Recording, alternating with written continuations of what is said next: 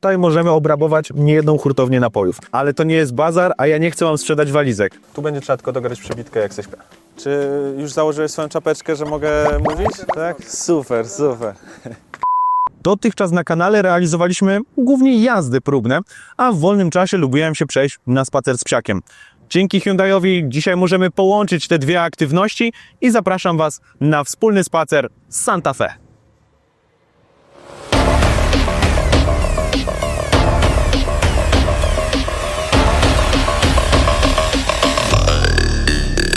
Let's play.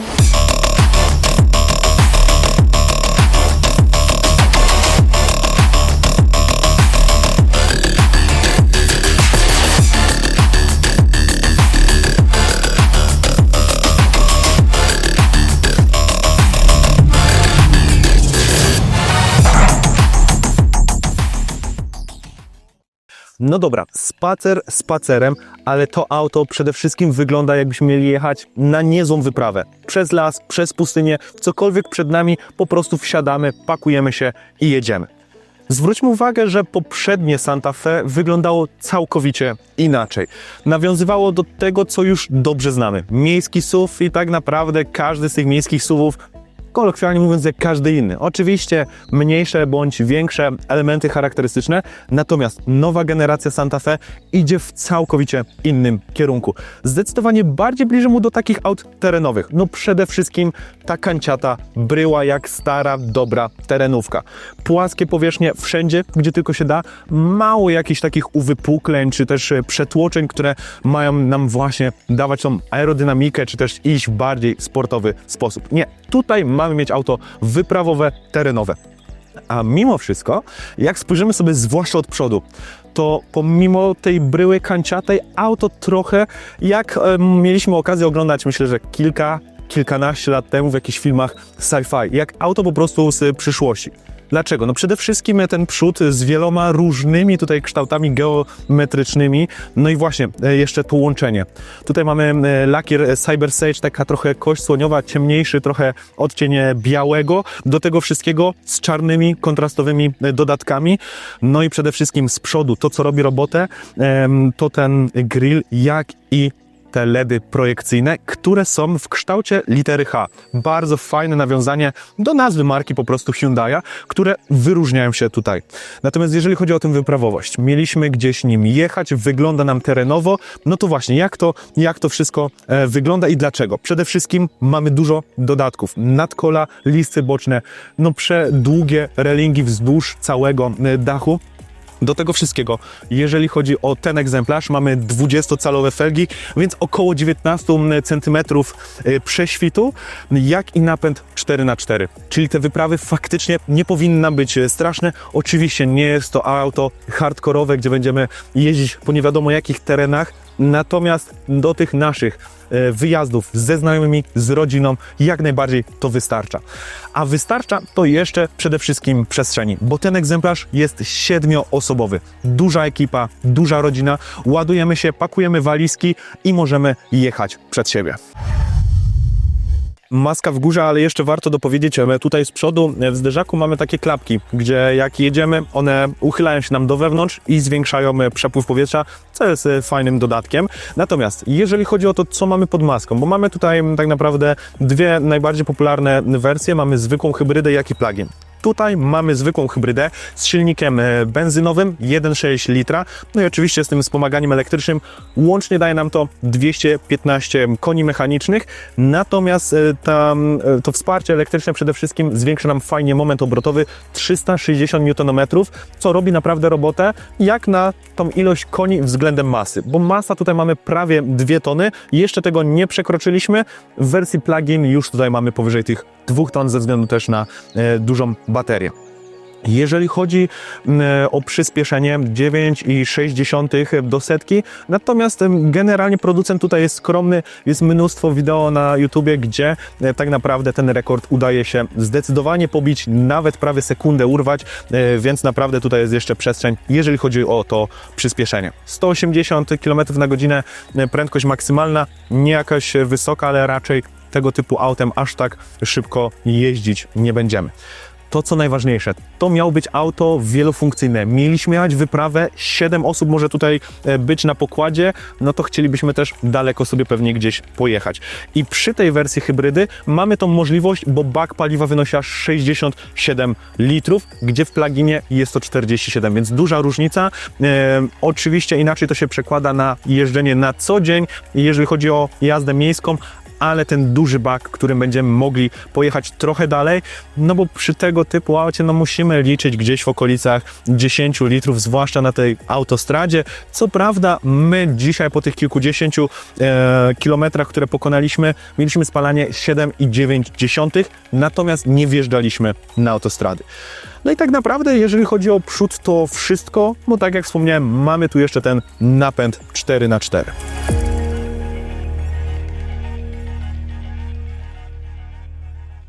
Wnętrze tak naprawdę jest jedną z największych wartości Santa Fe, bo po pierwsze jest tu ładnie, wygodnie i jest mnóstwo przestrzeni. Naprawdę nie ma na co tutaj narzekać, jeżeli na razie z perspektywy kierowcy, ale przejdziemy sobie też jak to wygląda z tyłu.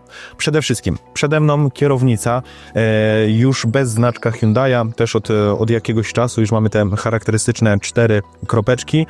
Do tego wszystkiego ta kierownica bardzo, ale to bardzo mięciutka, fajna w dotyku. No i oczywiście wielofunkcyjna. Po lewej stronie asystenci, po prawej stronie mamy multimedia. Natomiast mamy tutaj również manetki, które nie są plastikowe, tylko konkretny metal i jest ten charakterystyczny tak naprawdę dźwięk, jeżeli chodzi o takie manetki sportowe, czy też jak ktoś miał kiedyś okazję na symulatorze takim profesjonalnym sobie jeździć. Konkretne, fajne manetki. Oczywiście, jakbyśmy chcieli manualnie sobie pozmieniać biegi, bo mamy tutaj, no właśnie, skrzynię automatyczną i co ciekawe, też Hyundai już od dłuższego czasu stosuje tak naprawdę wybór biegów przy kierownicy, dzięki czemu mamy mnóstwo zaoszczędzonej przestrzeni w tej części środkowej. Natomiast co jeszcze przy kierownicy? Nad kierownicą mamy kamerkę, czujnik, który tak naprawdę cały czas bada nasze skupienie, jak i również zmęczenie. No i tak naprawdę, jeżeli mamy włączonego tego asystenta, to wystarczy kilka sekund nieuwagi, spojrzenia w stronę pasażera, spojrzenie tutaj na ekran i od razu dostajemy komunikat, skup się na drodze, po prostu zaczyna nam piszczeć i informować, że nie patrzymy tak naprawdę na drogę.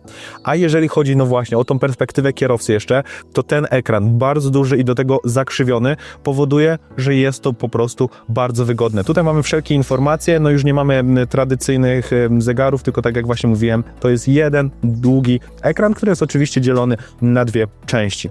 No tutaj całe multimedia, natomiast do tego wszystkiego, żeby to było jeszcze wygodniejsze, mamy również head-up, który bardzo fajnie działa, ponieważ oczywiście informuje nas o prędkości, o znakach, o tym, czy utrzymujemy się w linii pasa ruchu, natomiast ta linia nie jest tylko, że mamy prawą i lewą linię i czy jesteśmy tak naprawdę w ramach tego pasa, tylko również pokazuje nam na żywo, jakie jest zakrzywienie drogi. Czyli jeżeli jest mocniejszy skręt, no to widzimy dokładnie, jak te linie na head-upie się zmieniają i co więcej, pokazuje nam naszą pozycję jako samochodu w ramach tych linii. Czyli to nie jest tylko, czy mieścimy się w nim, czy też najeżdżamy i podświetla nam się pomarańczowo. Nie, cały czas mamy podgląd, jak nasz samochód w tych liniach się mieści, co jest bardzo, ale to bardzo fajną funkcją. No dobra, ale przede wszystkim tutaj jest mnóstwo przestrzeni. No naprawdę nie mogę po prostu na nic narzekać z tego względu, że nie mamy tutaj skrzyni. Dzięki temu, że tutaj nie ma skrzyni, mamy przede wszystkim miejsce na indukcję, ładowarki, do tego bardzo, ale to bardzo duże cup holdery. To jest litrowa butelka i to jest jeszcze przestrzeń. Ja myślę, że 1,5 litrową butelkę mógłbym śmiało tutaj włożyć. Do tego wszystkiego tak naprawdę pod tą wyspą jest znowu duża przestrzeń zagospodarowana. Tu mógłbym położyć niezłą torebkę albo nawet plecak, który, no właśnie, mogę mieć pod ręką, coś potrzebuję, to zawsze mamy to pod ręką. Zwłaszcza myślę, że takie wyjazdy rodzinne, coś potrzebujemy na szybko, coś do dzieciaka wyciągnąć, to tutaj wszystko możemy mieć koło siebie. A do tego wszystkiego kolejne gniazdo 12V, więc też tych przestrzeni do ładowania, do podłączania różnych urządzeń bardzo dużo. Dużo tak naprawdę też elektrycznych urządzeń, że tak powiem. No mamy tutaj ekran, w którym wszystko stosujemy. Mamy też sterowanie naszą kierownicą w sposób elektryczny, jak i fotele. Mamy tutaj pamięć, no i oczywiście wszelkie inne akcesoria też tutaj są elektryczne, czy to szyberdach, czy też różne inne, tak jak już wspomniałem, akcesoria, a mimo to mamy tutaj tradycyjne pokrętła do klimatyzacji, co prawda już konkretne ustawienia naszych foteli, które mogą być podgrzewane, jak i wentylowane, czy też podgrzewana kierownica i tak dalej. Wszystko już jest przyciskami dotykowymi, natomiast bardzo fajnie one funkcjonują, więc nie są uciążliwe, nie zacinają się. Natomiast jeżeli chodzi o taką podstawę, jeżeli chcielibyśmy na coś szybko zmienić w naszych multimediach, to mimo wszystko mamy też tradycyjne przyciski, czy to mapa, czy to ustawienia i tak dalej, i również pokrętła zarówno do głośności, jak i zmieniania utworów tutaj też się znajduje. No i oczywiście wszelkie wsparcie nas w trakcie jazdy, czy też ograniczenie podczas zjazdu ze wzniesienia, czy też możliwość włączenia kamery, i to, co jest bardzo fajne w Hyundaiu, to fakt tego, że te kamery możemy włączyć również podczas jazdy.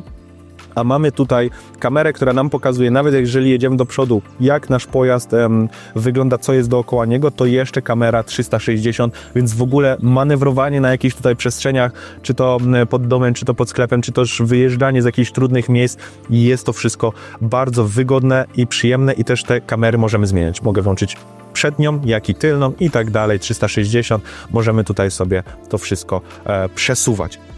Jeżeli chodzi o tą przestrzeń, to rzeczą po prostu przecudowną jest ten podłokietnik. On jest otwierany z jednej, jak i z drugiej strony, czyli daje też dostęp dla naszych pasażerów, natomiast przede wszystkim jego pojemność.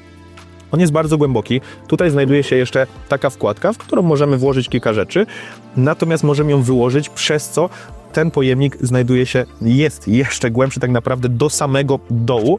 Co więcej, na samym dole tego pojemnika jest wysuwana szuflada, którą możemy z tyłu wysunąć, więc mamy taki dwustopniowy, że tak powiem, pojemnik.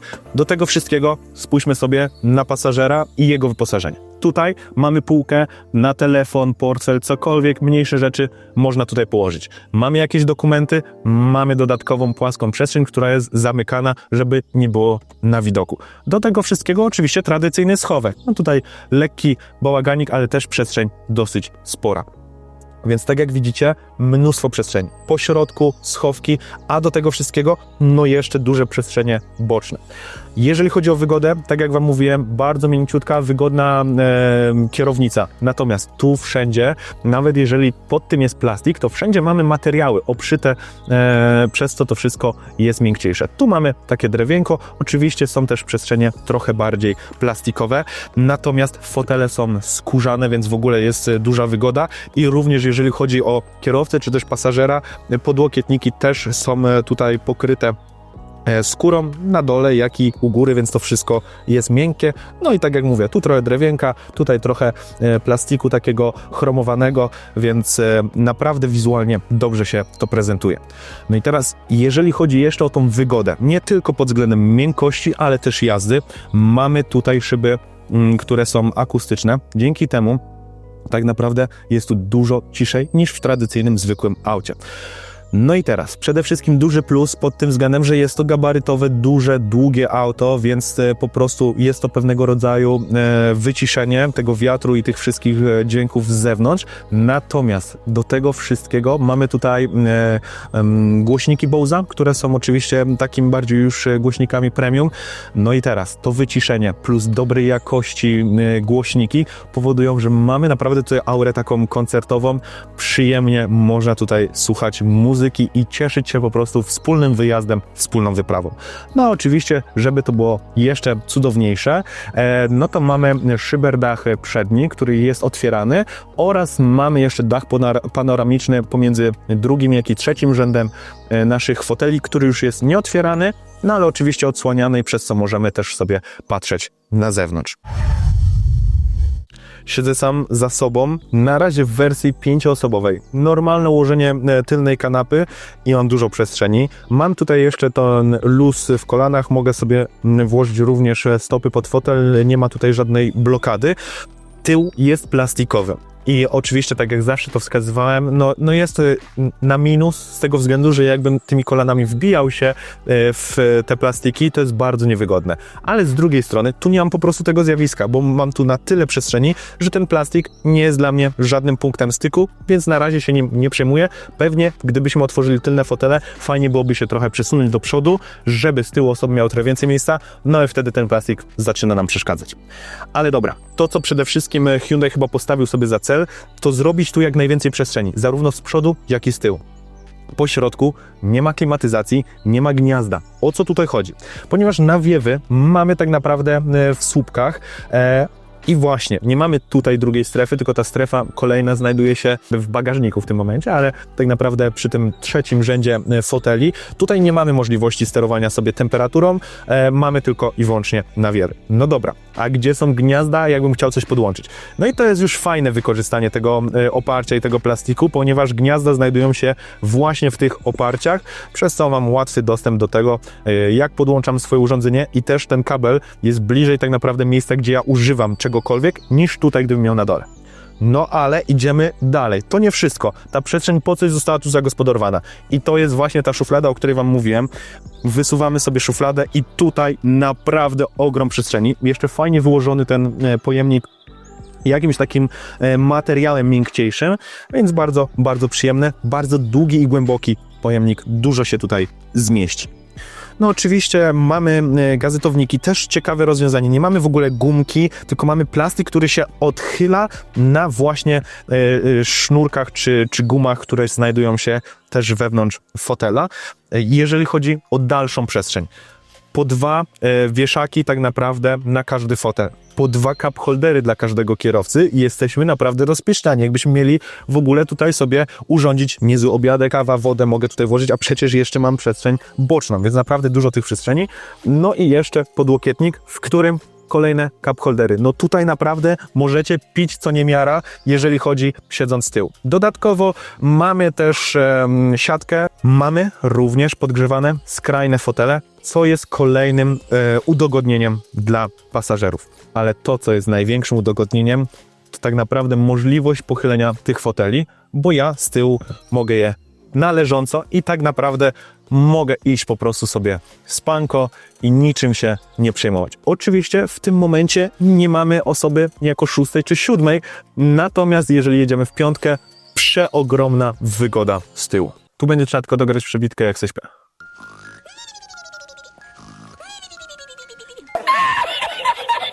No jest ciekawie, czuję się jakbym faktycznie siedział w bagażniku, ale siedząc sam za sobą, byłbym w stanie przejechać, tak myślę, że trasę do godziny, bo jednak te kolana mi się wbijają w to oparcie, nie jakoś przesadnie, więc jest ok, ale jakbym miał sympatycznego pasażera z przodu i bym go poprosił dosłownie kilka centymetrów do przodu, już byłoby w porządku, a przecież raczej i tak na tych miejscach 6. i 7, no nie będziemy tutaj sadzać najwyższych osób, a mimo wszystko jest tu przestrzeń. No i też co ciekawe, mam przestrzeń nad głową, więc to jest duży plus. Przypominam, siedzimy w bagażniku.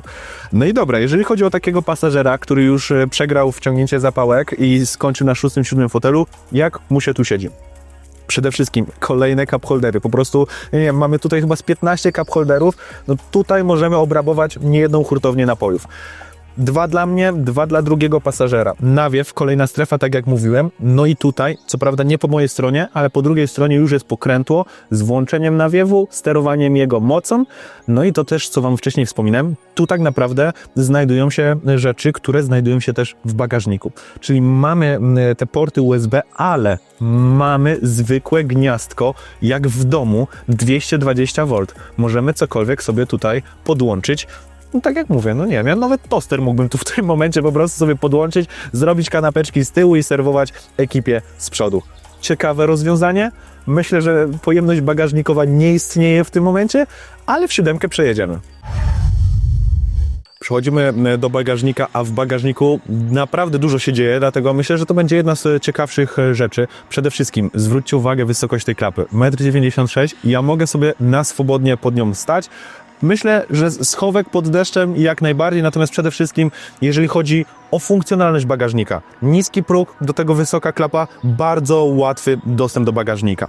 Jest on charakterystyczny, bo mamy tutaj wersję 7-osobową, więc po bokach tak naprawdę mamy przestrzenie, które są użytkowe dla właśnie pasażerów, kiedy te fotele rozłożymy, czyli mamy też tutaj klimatyzację, trzecią strefę tak naprawdę, gniazda USB-C, ale to co ciekawe, 12V gniazdo, 628 litrów w momencie, w którym mamy na sztywno tylną kanapę, no i na maksa odsuniętą do bagażnika. Ale no właśnie, żeby zwiększać tą powierzchnię, przede wszystkim mamy ruchomą kanapę, możemy również położyć te fotele i mamy prawie 2000 litrów. No naprawdę mnóstwo rzeczy możemy tu zmieścić.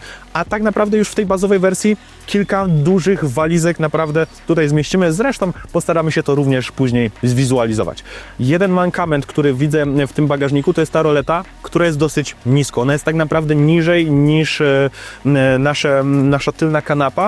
Przez to tak naprawdę, gdy mamy tą roletę zamontowaną, te walizki i tak naprawdę ta możliwość załadowania jest mocno ograniczona, a niestety ze względu na to, że mamy hybrydę, tutaj była przygotowana przestrzeń do tego, żeby tą roletę schować. W hybrydzie tutaj znajduje się akumulator, przez co ta funkcjonalność bardzo dobra i poprawna została nam odebrana, przez to tą roletę no po prostu najprościej będzie zostawić w domu.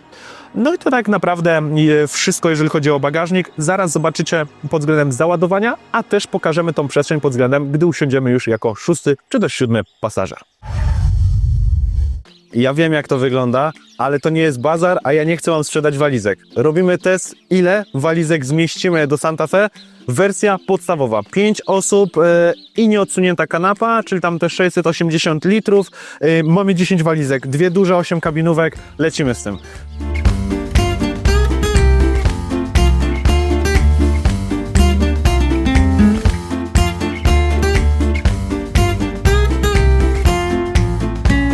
Jest, 10 walizek. Myślę, że na spokojnie się spakujecie na wyjazd. Bagażnik stestowany, samochód miał być 7-osobowy, więc sprawdzimy po prostu, jak się do tego zapakujemy i ile tego miejsca faktycznie zostanie.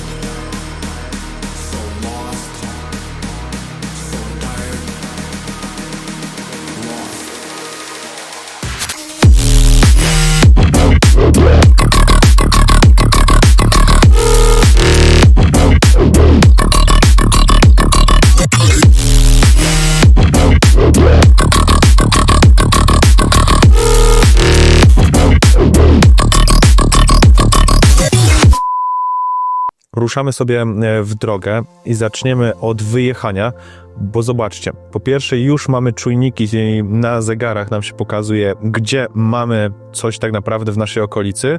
O właśnie, tu już podjeżdża auto na parking i pokazały nam się martwe pola. Natomiast no właśnie, mamy tylną kamerę, ale też mamy kamerę 360 do śledzenia tak naprawdę wszystkiego w okolicy. No i tak jak widzieliście przed chwilą, jak tylko coś się pojawia, o już widzimy cień człowieka i nagle jakby nam się tutaj gdzieś pojawił w naszej okolicy, to zapala się również ostrzeżenie. No i wszystko tutaj tak naprawdę informuje nas też dźwiękowo, co zaraz zobaczycie, bo tych asystentów trochę jest. Przede wszystkim ten asystent, jeżeli chodzi o znaki, jak i o nasze skupienie jazdy, będzie nas często tymi dźwiękami różnymi atakował. Od razu mamy 50 km na godzinę. Zobaczymy, czy zaraz nam się przełączy. I mamy 90. Bardzo płynnie przełączył nam ograniczenie. Co ciekawe, sczytuje nam nie tylko ograniczenia, też wszelkie ustąp pierwszeństwa, stopy, czy też przejścia dla pieszych, ale też dzisiaj mieliśmy okazję zobaczyć, że nawet i rondo nam wskazuje, że no właśnie, uwaga, zaraz będzie skrzyżowanie o ruchu okrężnym. To jeżeli chodzi o takie gdzieś tam informacje związane ze znakami, natomiast to, co jeszcze widzimy przed sobą, no to właśnie asystent pasa ruchu, możemy go sobie tutaj włączyć, wyszukał nam te linie, a jeszcze by się przydało ograniczenie, dobra, mamy 78 na godzinę, no i tak naprawdę samochód sam jedzie za nas. Bardzo fajnie sobie radzi, zaraz mamy łuk, więc też zobaczymy. O właśnie, kolejny znak nam się wyświetlił. Uwaga, zakręty, że tak powiem, czyli droga krętna. Najpierw w prawo, później w lewo. Fajnie, bardzo dużo szczegółowych informacji. Nie jedziemy wcale wolno, zobaczymy jak sobie poradzi. No i na spokojnie realizuje sam tak naprawdę całą drogę. Co ciekawe, on w ogóle nie pika, że powinienem przejąć kierownicę. To jest akurat dosyć specyficzne, że tak powiem, względem innych samochodów. One często piszczą, że jednak mimo wszystko powinienem mieć chociaż minimalnie tu na dole te ręce, a on po prostu sobie płynie i zajmuje się tym, żebyśmy w tym pasie ruchu cały czas się utrzymywali. Wysepki, no tutaj zawsze są małym problemem, tutaj jednak tą czujność trzeba wykazać. No i to, co mówiłem, widzimy też, na ile nasz samochód mieści się w ramach tych linii. Jeżeli chodzi o jeszcze inne tutaj dodatki, to tak naprawdę klasyczna rzecz, jeżeli chodzi o automat oraz o dzisiejsze auta, to tryby jazdy. Tutaj mamy taki przycisk, którym możemy zmieniać te podstawowe, Eco, Sport i My Drive. Co ciekawe, tutaj nie mamy takiego zwykłego trybu, najczęściej nazywanego Comfort. Mamy po prostu My Drive, który sobie charakteryzujemy, ustawiamy, ale tutaj domyślnym jest tryb Eco.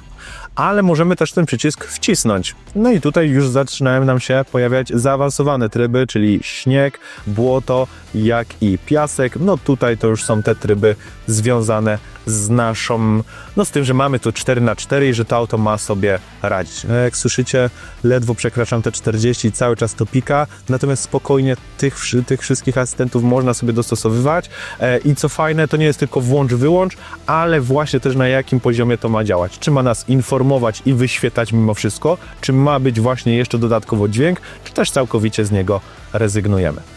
Postaram się wyjechać, żeby nie było aż tak kręto i chcę wam pokazać, teraz będę jechał i kątem oka widzę, gdzie jadę przed siebie, ale nie patrzę bezpośrednio w kamerkę, która jest na kierownicy i zobaczymy, czy ona tu sobie zacznie pikać. Specjalnie patrzę na ekran, właśnie, i się wyświetla. Mamy znaczek naszego oka, że tak powiem, no i on będzie pikać, jest bardzo wrażliwy. Ja myślę, że jakby tak sekundę, dwie później się wyświetlał, to byłoby trochę lepiej, bo czasami to jest tylko i wyłącznie kliknięcie coś w mapę, albo włączenie coś na klimatyzacji i on już pika, przez co mnie od razu zachęca do tego, żeby go wyłączyć, no ale faktycznie motywuje nas i pilnuje nas, żebyśmy cały czas patrzyli na drogę, a nie zajmowali się jakimiś duperelami, które są dookoła. Jedziemy sobie na nasze ulubione dziury. Nie są to płyty betonowe, ale i tak ta droga przez korzenie została po prostu tutaj drzew pobliskich trochę wyniszczona. I zobaczcie to, jak to wybiera po prostu. Jedziemy sobie spokojnie, jedziemy 65 na godzinę po tych dziurach. I jest całkowity komfort, bardzo fajnie to auto wybiera. Nie mamy tutaj zawieszenia pneumatycznego, a radzi sobie po prostu świetnie. Jeszcze to, co zanim przejedziemy sobie na S-kę, co warto zauważyć, zobaczyć, jaki tutaj jest fajny future, to już gdy podjedziemy do skrzyżowania, zobaczcie to, włączam kierunkowskaz, po prawej stronie mam podgląd do kamery, co tak naprawdę znajduje się po prawej części mojego samochodu. No i oczywiście mogę to zrobić w każdym momencie, natomiast wtedy, kiedy włączam kierunkowskaz, ten pogląd się włącza. Mamy weekendzik, więc nie ma tutaj za wiele tirów, choć na co dzień jest ich tutaj mnóstwo, więc zróbmy sobie po prostu jakąś prostą symulację, żeby też zobaczyć, że faktycznie to auto potrafi być dynamiczne. Mamy 90, wciskamy do dechy na trybie Eco i lecimy do 120. Chwila, moment i to 120, 130 mamy na liczniku. W trybie sportowym możemy to jeszcze szybciej osiągnąć. Wiadomo, nie jest to sportowe przyspieszenie, ale wystarczy, to jest dynamiczne. Te 215 koni faktycznie tutaj daje radę przy tej masie i przy tych gabarytach. Nie ma o co się martwić, że to jest auto, które strasznie jakoś zamula, jedzie strasznie powoli, po prostu męczymy się za kierownicą tego auta. Nie, wręcz przeciwnie. Nie dosyć, że tu jest dużo miejsca, jest wygodnie, to jeszcze potrafi dynamicznie przyspieszyć. Się strasznie wiecznie, nawet musieliśmy odpuścić na razie nagrywki z drona, więc weźcie też to pod uwagę, ale mimo wszystko, jak na taką wichurę, która jest na zewnątrz, jest tu dosyć cicho. Pewnie w normalnych, dziennych warunkach byłoby tu jeszcze przyjemniej, ale jak na 130 km na godzinę jest tutaj duży komfort. Ale duży komfort na tego typu trasie daje przede wszystkim mnóstwo różnych asystentów, czy też kamer, które się tutaj znajdują. Przed chwilą przejeżdżało auto, nie tylko w lusterku zapaliło mi się martwe pole, ale również na head-upie podświetliła mi się lewa strona na czerwono, że mam się spodziewać tam pojazdu. Do tego wszystkiego w momencie, w którym chcę dokonać wyminięcia, na przykład zaraz z samochodu z przodu, włączam kierunkowskaz i od razu widzę, co znajduje się na lewym pasie za mną. Ale do tego wszystkiego, nawet jeżeli to by nam nie wystarczało, to tutaj pojawia się super funkcja, która naprawdę, to, że możemy to włączyć w trakcie jazdy, jest po prostu dużym udogodnieniem. Ja przecież cały czas mogę na tym dużym wyświetlaczu włączyć sobie tylną kamerę i gdybym był zapakowany po dach po prostu, jedziemy gdzieś na jakieś długie wakacje, 2-3 tygodniowe, mamy walizki po samą górę, i nie mam widoku w tylnej szybie, po to przecież jest ta kamera z tyłu. A możliwość jej włączenia w tym egzemplarzu jest po prostu cudna. Widzę całą drogę, nie tylko co jest za mną, ale tak naprawdę pasy sąsiednie i łatwo można wtedy decydować, czy też to jest moment na wyprzedzanie, czy też nie. No oczywiście tutaj moglibyśmy też włączyć z przodu, no ale raczej tutaj przy takiej jeździe autostradowej, no to wiemy, co jest przed nami. Natomiast do parkowania, podjeżdżania do krawężnika i tak dalej, też super opcja. I zwróćcie uwagę, jeszcze do tego wszystkiego możemy włączyć sobie też cały czas tak naprawdę takie podejrzenie z góry, że tak powiem, jak my utrzymujemy się w tym pasie ruchu i też co jest wokół naszego samochodu. No oczywiście już pika asystent, że nie patrzy na drogę, dlatego tyle na ten moment, czas się skupić na drodze.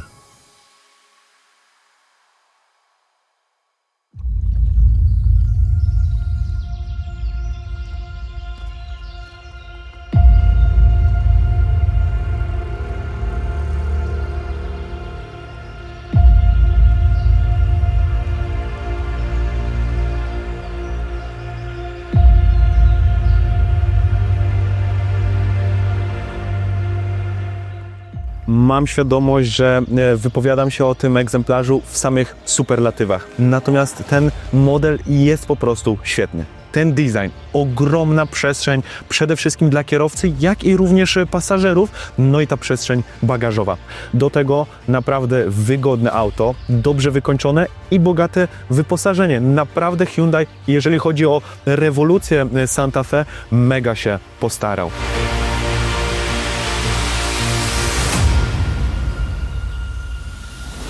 Natomiast oczywiście są pewne minusy i warto o nich wspomnieć. Przede wszystkim tylko i wyłącznie 1.6 spalinowe benzyna. No wiadomo, przydałaby nam się trochę szersza gama, żebyśmy mogli więcej tych silników wybrać. Na pewno ktoś by się skusił na trochę mocniejszy, trochę większy motor. Druga sprawa to przede wszystkim tylna kanapa, która jest 40-60. Wygodniej by było, gdyby jednak składało się 40, 20, 40, no a przede wszystkim takim minimum powinna być przegroda w środkowym fotelu, tak, że gdybyśmy chcieli pojechać na narty, żebyśmy nie musieli specjalnie kupować i montować bagażnika dachowego, bo do tego na ten moment jesteśmy zmuszani.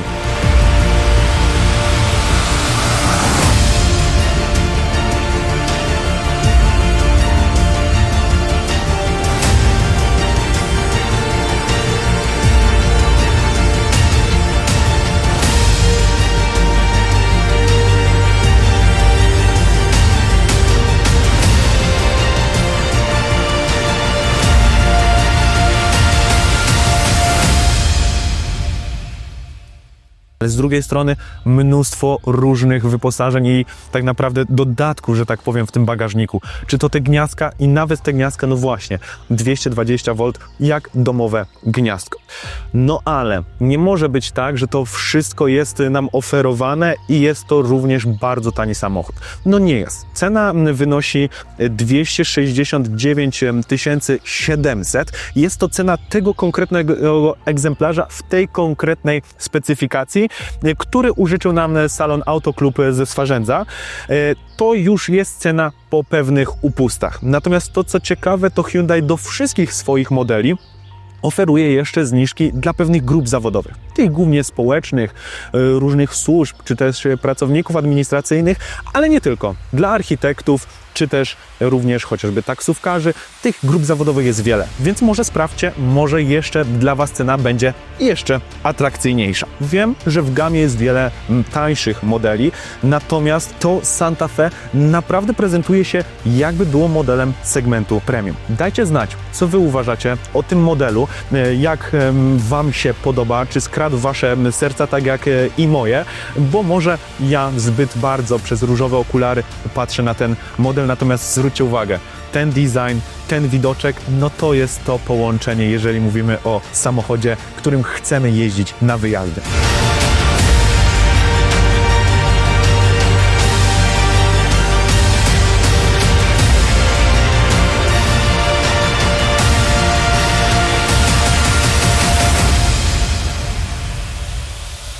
Tak jak mówiłem, dajcie znać, co Wy uważacie. Jeżeli interesuje Was ten konkretny egzemplarz z salonu, wrzucamy Wam link z zaprzyjaźnionego salonu, z którego mamy ten konkretny egzemplarz.